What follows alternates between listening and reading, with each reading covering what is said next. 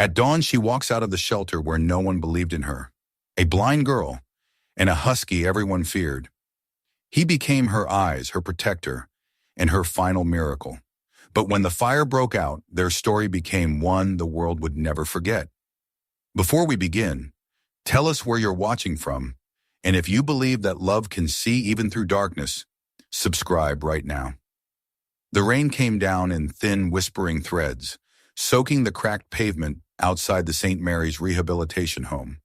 Night pressed close against the world, heavy and damp, and in the faint yellow glow of the streetlight stood a girl no older than 19, her pale hair plastered to her face, her trembling hand gripping a white cane that tapped gently against the curb. Her name was Lena Hart. She couldn't see the storm that blurred the world into silver and gray, but she could hear it, the patter of rain on tin gutters, the distant hum of passing cars, the sigh of wind against the iron fence that surrounded the old brick building she called home. Inside, the corridors smelled of disinfectant and loneliness. The walls, painted a dull cream, muffled the sound of footsteps. Residents moved slowly, some in wheelchairs, some with canes, some with silence. Lena had lived here for 3 years, ever since the fire that had taken her sight and her parents in one single, merciless night. She remembered none of the flames, only the sound, the roar like a living creature, the screams, and her mother's final words, "Keep walking toward my voice." She had kept walking ever since. During the day, Lena played the piano in the communal hall. The old instrument was slightly out of tune, its keys yellowed with age, but it was her window to the world. Each note painted light where her eyes could not, warm golds, cool blues, violet shadows she could feel beneath her fingertips. Her playing drew the other residents sometimes, though most simply listened from their doorways.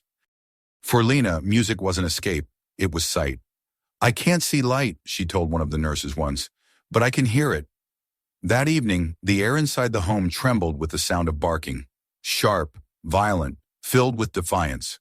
The walls echoed it down the corridor, startling several of the residents. "That new dog again," someone muttered. "They should send it back."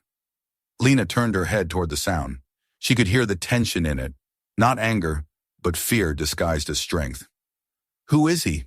she asked softly, approaching the doorway. A man's voice answered, gruff and weary. "A lost cause. Came from a rescue center upstate. Half wild. Name's Balto. Bit 2 handlers already." Lena tilted her head. "Why bring him here?" The man chuckled dryly. "They think he can be trained to guide the blind. But that dog, he's got demons." The barking continued, echoing off the tiled walls. It wasn't aggression, Lena heard. It was confusion. Pain. "Maybe," she whispered, "he just needs someone who understands being lost." Later that night, long after most residents had retreated to their rooms, Lena followed the sound of pacing claws to the far end of the corridor. Rain still fell outside, whispering against the windows, and the smell of wet fur hung faintly in the air. She paused outside the small room where they kept the dogs being trained. Temporary cages lined up along the wall, the rhythmic click of nails on the concrete floor. "Hey," she said quietly, "you must be Balto." The barking stopped. Only the slow, wary sound of breathing filled the silence. She took a hesitant step closer. The trainer who had escorted the dog earlier had said he was dangerous. But Lena didn't believe in the word dangerous. She believed in frightened. "It's okay," she whispered, kneeling. "You don't have to be afraid." The air shifted. She felt it rather than saw it, the soft vibration of movement. A paw scraped the floor, then another. When his breath reached her face, warm and steady, she extended her hand. "See? I can't see you," she murmured, her voice barely above the rain. "But I know you're beautiful." The tip of a cold nose touched her fingers. Then slowly, uncertainly, the weight of a head pressed into her palm. Lena exhaled, trembling with relief. "There you are." At the end of the hall, a caretaker gasped softly. He let her touch him. From that night on, Balto followed the sound of her footsteps. He became her shadow in a world of sound and scent. The staff couldn't explain it. The same dog who had lunged at trainers now walked silently beside a blind girl, alert but calm, matching her every step. When she played the piano, he lay at her feet, his ears twitching at every note, sometimes raising his head as if he could see the music too. The connection between them grew wordless, instinctive. Lena didn't need to call him. He knew. When she walked through the corridors, his presence gave her a sense of sight, the faint displacement of air when he turned, the vibration of his breath near her knee. She learned to trust him, to move more freely, to smile again. But not everyone shared her faith. "He's unpredictable," said Mr. Claiborne, the home's director, one afternoon. "If he hurts you—" "He won't," Lena interrupted firmly. "He's an animal, Lena. You've been through enough. You don't need another heartbreak." She smiled faintly. "He's not a heartbreak. He's hope." Mr. Claiborne sighed, defeated. "Just be careful." That night the storm returned. Rain lashed against the windows. Wind howled like something alive, clawing at the edges of the building. The power flickered once, twice, then died completely, plunging the home into darkness that didn't matter to Lena, but terrified the others. Voices rose in panic. Footsteps echoed down the hall. Lena sat on her bed listening. Somewhere distant, Balto barked a single, sharp sound. "Shh," she whispered into the dark. "It's just thunder." But Balto barked again, longer this time. The sound edged with alarm. The wind carried the faint scent of something acrid smoke, distant but distinct. Lena's heartbeat quickened. She stood, fumbling for her cane. "Balto?" The door banged open, and his weight was suddenly against her legs, his fur soaked, his breathing fast. He nudged her hand urgently, whining low. "What is it?" she asked, reaching for his collar. His fur smelled faintly of burned wood. Then she heard it, the faint, sinister crackle beneath the wind. Fire. Panic surged through the corridor outside. Shouts, footsteps, doors slamming. Someone screamed, "Fire in the east wing!" Lena froze for only a heartbeat before Balto pushed against her again, insistent, leading her toward the door. The hallway was chaos, the heat growing, the air thick with smoke. Someone grabbed her arm, shouting that she had to get out. She nodded, but her hand clung to Balto's fur. He guided her through the confusion, pressing his body close to her leg, steering her away from falling debris. She heard the creak of collapsing wood, the hiss of fire devouring oxygen. The world had become sound and scent, the roar of flames, the choking smoke, the pounding of her heart. "Balto left," she coughed. He turned immediately, pulling her down a side corridor. She could feel the heat growing stronger on her face, the air shimmering with danger. Somewhere behind them, a child was crying, a small voice, desperate, lost. Lena stopped. "Balto," she gasped. "Someone's still in there." The dog barked once, sharply, then tore from her grasp. "Balto, no!" she screamed, reaching into empty air. Moments later, a crash echoed from the flames, followed by silence. Then the faint sound of a whimper, followed by smaller footsteps. The child's sobs grew louder, closer. Through the smoke, a man's voice shouted, "She's got the kid! Wait, no, it's the dog!" Balto emerged from the inferno, his fur blackened, carrying the child's sleeve in his teeth, guiding him toward safety. The crowd surged forward, pulling the boy away, shouting praise and orders. Someone tried to grab Balto, but he backed away, limping. His eyes sought Lena's face in the dark. Finding her by instinct, she fell to her knees as his head pressed against her hands once more. "You found him," she whispered, voice breaking. "You found him." He gave a low, rasping bark, then turned toward the building again. "Wait, no, Balto!" He was gone before she could rise.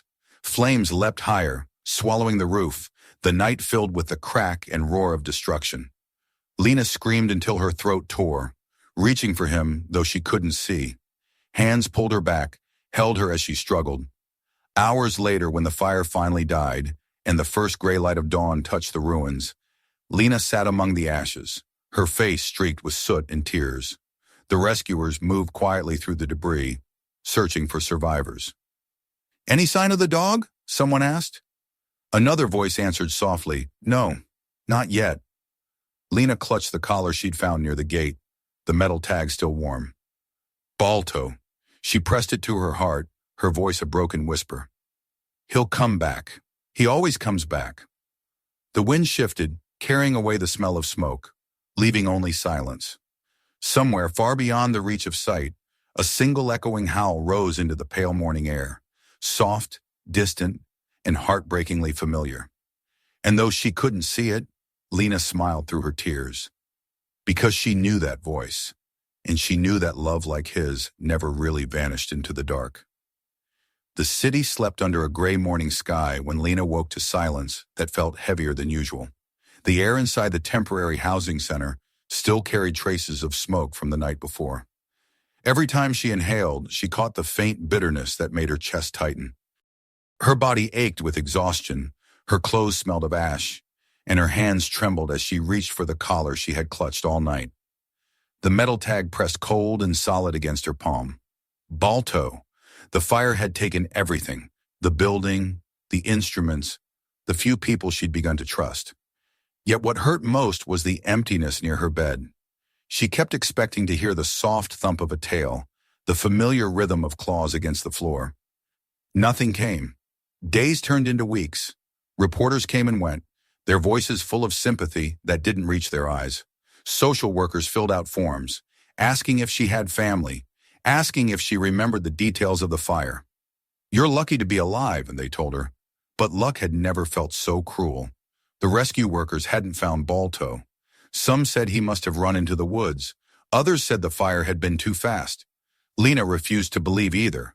Somewhere inside her, she could still hear him, the way he had barked once, sharp and clear, before disappearing into the flames. He hadn't left her. He had protected her. That was who he was. She was moved to a rehabilitation center outside the city, quieter, surrounded by hills where the wind carried the scent of pine. They said the air would be good for her lungs. It wasn't air she needed, it was him. At first she couldn't sleep. Every creak of the building made her heart leap. Every door opening sounded like paws against the floor. She spent her nights sitting by the window listening. The world beyond the glass whispered with crickets and rain. She began to imagine him out there, running through the woods, nose lifted to the wind, finding his way back to her. When spring arrived, the center's director encouraged her to return to music. The local community had donated a piano. "Maybe it will help you heal," he said kindly. The first time her fingers touched the keys again, her hands shook so badly she could hardly find middle C. But as she pressed the notes one by one, the sound unfurled like sunlight through storm clouds. She played the melody she'd been hearing in dreams since the fire. Quiet, searching, rising and falling like a heartbeat. She called it "The One Who Saw Me." The music became her language. Through it, she spoke to Balto. Each note was a whisper. "I remember you. I'm still here." People began to gather outside the small hall when she played, though she never knew it. She didn't play for them. She played for the silence beside her chair. Months passed. The center arranged for her to work part-time in a nearby nursing home. She would play for the residents, many of whom could no longer speak but still smiled when she filled the air with sound. The pay was small, but it gave her purpose.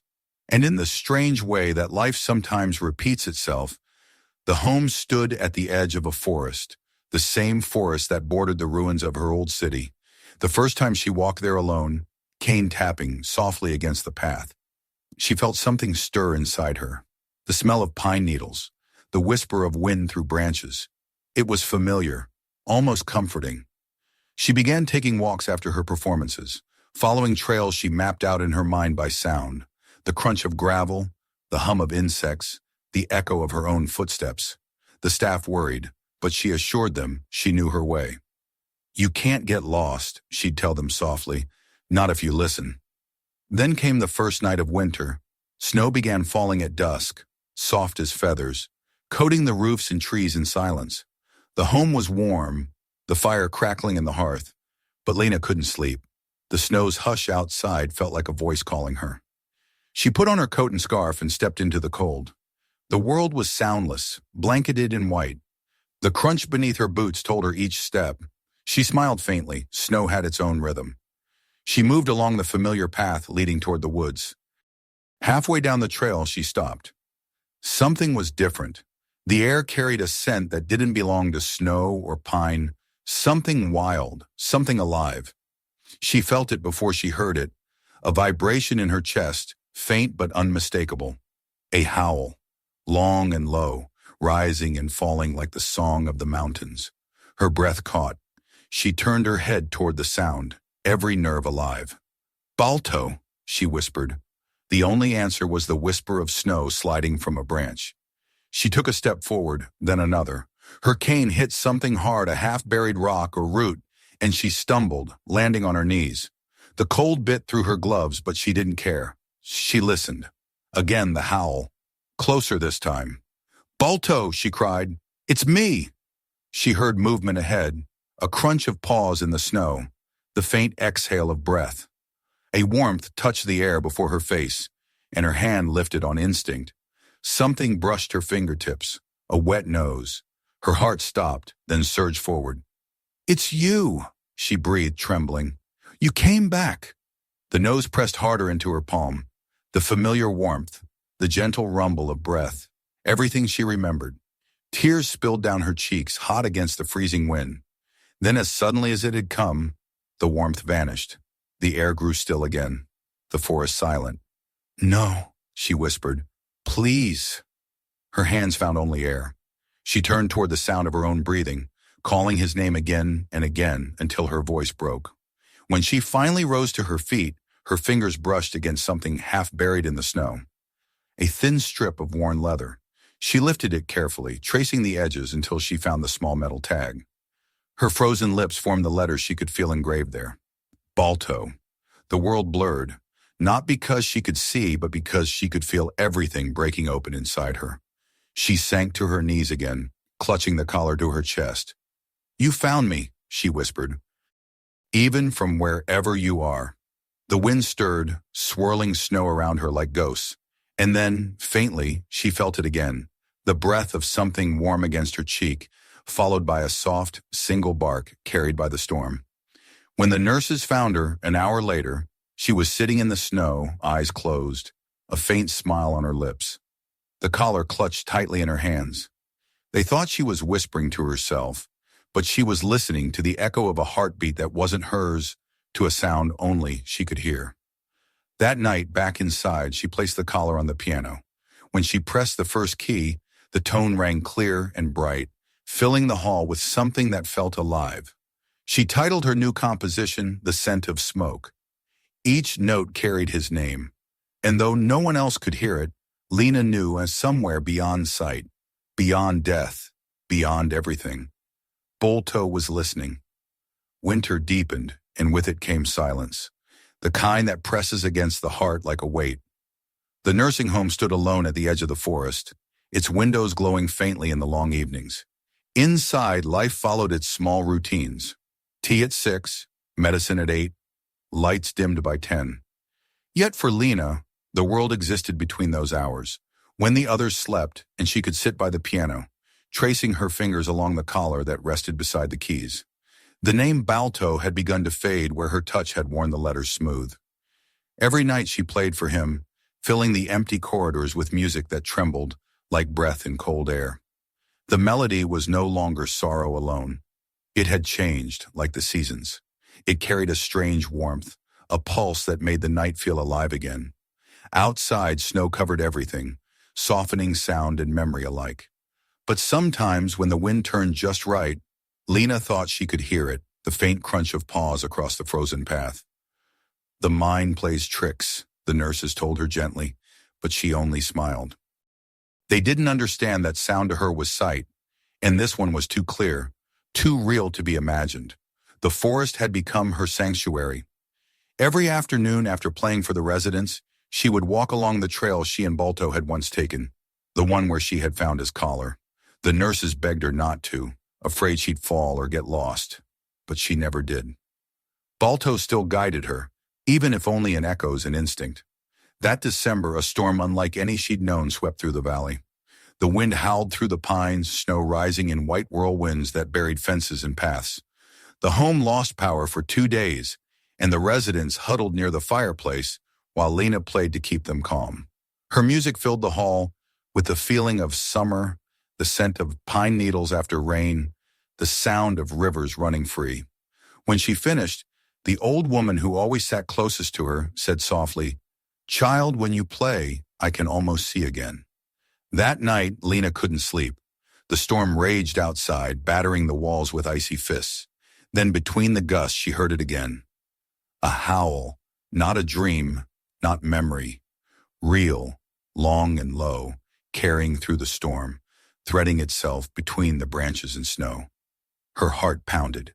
She stood, fumbling for her coat. The collar she wore around her neck now. Baltos clinked softly against her chest as she moved. "Where are you?" she whispered. "Show me." Ignoring the nurse's warnings echoing in her mind, she opened the side door and stepped into the storm. The wind struck her like a wall, filling her ears with its roar. But beneath it she could hear the faint rhythm of something running through the snow, steady, powerful, unmistakable. She followed the sound, her cane tapping ahead, each step guided by the invisible thread that had always bound her to him. The cold cut into her lungs, her fingers numbed, but she didn't stop. The path she walked was buried now, yet she somehow knew every turn, every rise in the ground. Then the wind shifted. The air grew strangely still, the storm muffled into silence. Lena paused, breath steaming in the cold. Her heart beat so loudly it hurt. And then she heard it right in front of her. The crunch of paws. Slow. Heavy. Closer. Her hand lifted instinctively, trembling. "I know it's you," she whispered. "I don't need to see. I can feel you." A soft warmth brushed against her fingers. Then another, touch rougher, wetter, familiar. Tears spilled down her cheeks. "Balto," she breathed. The fur beneath her hand was cold, thick with snow, but real. The shape of his muzzle, the curve of his ears. She could trace it all. She dropped to her knees, wrapping her arms around his neck, burying her face against him. "I missed you so much," she sobbed. "You came back. I knew you would." He didn't move, only pressed closer. His breath came out in slow, heavy bursts that misted against her cheek. She felt the steady thud of his heart against her chest. Then something warm and wet touched her wrist. When she drew her hand back, it came away slick with blood. "No," she whispered, shaking her head. "No, no, no." The dog shifted, letting out a low, soft whine, the sound of apology, of farewell. Lena clung to him, crying into his fur. "Please don't leave me again," she pleaded. "Please!"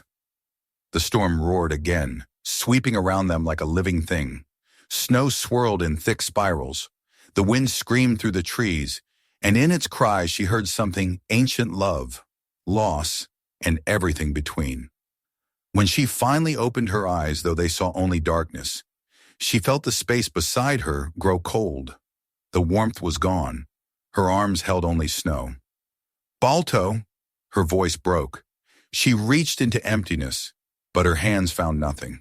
The silence that followed was so pure it hurt. She stayed there until dawn, until the storm passed and the world turned to silver and white. The search party found her kneeling in the clearing, clutching the collar to her chest. They tried to take it from her hands, but her fingers refused to let go. No tracks surrounded her, only her own footprints. The doctors later said she had wandered too far and imagined the rest, that trauma could make the mind hear ghosts. She didn't argue. Let them think what they wanted, because that night she knew what she had felt: the pulse, the breath, the warmth that had found her even through death. A few days later, as she recovered by the piano, she began to play again. The melody was the same as before, but fuller, deeper, no longer about loss, but about return. She called it Echoes in the Snow. When she finished, the room seemed to hum with something invisible, a vibration of life that lingered after the last note faded. And as she sat there, her sightless eyes lifted toward the window, a faint reflection shimmered in the glass. Just for a heartbeat, the shape of a husky standing in the snow watching her. She smiled through her tears. "Thank you," she whispered. "You found your way home." Outside, the wind carried a single soft howl that drifted through the trees like a lullaby. And somewhere in the endless white, the echoes of love between a blind girl and her faithful husky melted into the sky, leaving behind only silence, warm, living, eternal. Spring came slowly that year, as if afraid to disturb the hush left behind by winter. Snow melted into glassy streams that wound through the forest, carrying away the last traces of ice and sorrow. The nursing home's garden began to bloom again, patches of green breaking through the soil, timid at first, then bold. Lena Hart sat on the wooden bench beneath an old maple tree, her fingers resting on the piano keys she had carried outside for the residents to hear her play beneath the open sky. She had started a new project. It was small at first, just a few blind children from the nearby schools, brought in by parents who had heard her story. Some came shyly, afraid of the unfamiliar space. Others came because they had nowhere else to go. Lena welcomed them all. She called it Balto's Haven. The name made the volunteers smile, though most didn't fully understand. But the children did. They could hear in her voice the quiet strength of someone who had known both darkness and light. Every day she taught them not only how to play music, but how to listen, to use their ears the way others use their eyes. "Light isn't something you see," she told them one morning, tapping gently on the keys. "It's something you feel, like a sound that never fades." Her students adored her. They said she had a way of turning silence into colors. The music they played together filled the halls with hope. Sometimes when the last note lingered, Lena would imagine she heard a single bark echo from outside, faint but sure. It always made her smile. One afternoon, a boy named Ethan, born blind, with hair as pale as frost, asked her, "Miss Lena, who's Balto?" She paused for a moment, her hands resting still on the piano. Then she smiled softly. "He was my guide," she said. "When I was lost, he showed me how to see again." "But you're still blind," Ethan said innocently. Lena laughed, a sound like sunlight through wind chimes. "Yes," she said, "but there are many kinds of sight." Outside the window, the wind stirred the trees. For a fleeting moment, she thought she heard footsteps. Light, quick, familiar. The feeling of presence she hadn't known in months warmed her like sunlight through glass. That evening, after the children had gone, Lena stayed behind to tidy the room. The sun had already set, leaving the world in soft shades of violet. She reached for the small picture frame on the piano, a photograph of the old collar with its charred tag. She touched the metal letters with her fingertip, tracing them the way one might trace a memory. "Thank you," she whispered. "You taught me everything I couldn't see." The room was still. Then faintly a single note on the piano sounded, though her hands were not on the keys. She froze. It happened again. Another note, then another. A simple, three-chord sequence she hadn't played since that night in the storm. Lena's lips parted. "Balto," she said softly. A gentle breeze slipped through the open window, brushing her face like a familiar touch. She didn't move. The air smelled faintly of pine and rain. Somewhere beyond the trees, a single howl rose long, pure, and filled with peace. Tears welled in her unseeing eyes. "I know," she whispered. "You're home now." In the weeks that followed, Balto's Haven grew. Donations came from across the state. Parents called, asking to enroll their children. The story of the blind woman and her faithful Husky spread, carried from town to town like a hymn. Reporters came with cameras, asking her to tell it again. She always did, but never as a story of loss. She told it as one of love. "People think blindness means darkness," she said in one interview. "But sometimes the things you can't see are the brightest of all." When the center finally opened its doors permanently, a plaque was placed at the entrance. Lena never saw it, but she ran her fingers across the letters as they were carved. "In memory of Balto, who showed us that light needs no eyes." On the first day of summer, Lena gathered her students beneath the maple tree. The air shimmered with heat, and the scent of wildflowers floated through the yard. She sat at her piano, surrounded by children and their guide dogs, and began to play. The melody she chose was one she had written in the months after the fire, the same one she had played in her dreams when hope felt too far away. It was no longer a song of grief. It was a song of return. Her fingers moved like they were tracing memory itself. The children clapped along softly, some humming, some simply listening. And then, as the music swelled, a breeze swept through the garden, scattering petals across the piano. The dogs stirred, tails wagging. One lifted his head suddenly, eyes focused on something unseen, and barked once bright and joyful. Lena stopped playing. A smile spread across her face. "I know you're here," she said, voice trembling. The wind picked up again, carrying laughter, music, and sunlight through the trees. When the song ended, the children cheered. One of the volunteers asked her what the piece was called. Lena tilted her face toward the sky. "Light without eyes," she answered. That evening, when everyone had gone home and the sky burned orange and gold, she sat alone at the piano, her fingers gliding across the keys one last time. She didn't need to see the world to feel its beauty. Every sound, the rustle of leaves, the call of birds, the soft rhythm of the earth was its own kind of vision. As the sun slipped below the horizon, the garden filled with twilight. A shape appeared on the hill, a silhouette against the fading light. A dog, proud and still, his fur gleaming silver in the dusk. Lena turned her head toward him, tears shining like glass. "Thank you for showing me," she whispered. The figure remained for a moment longer, then slowly faded into the evening mist. And as darkness fell, Lena began to play again. Notes flowing like stars across an unseen sky. Music that carried both grief and grace, sorrow and sunlight. When the last note faded, the world was utterly still. Somewhere in the distance, a final echo answered her, soft, low, eternal. A howl, and though she could not see, Lena smiled. Because love once found never disappears. It only changes shape like light that no longer needs eyes to be seen.